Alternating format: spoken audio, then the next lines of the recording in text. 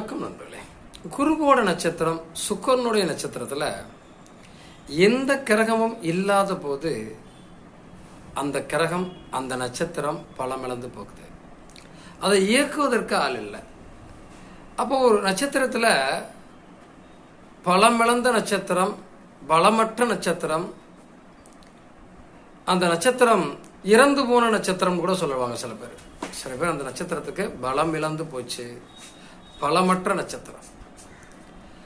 அப்படி இருந்தால் அவர்களுக்கு பணமும் பொருளும் சேராதா, குழந்தை பாக்கியம் பிறக்காதா? இல்லை, பிறக்கும். கொஞ்சம் போராடி அந்த விஷயங்களை அடைய வேண்டியதாக இருக்கும்.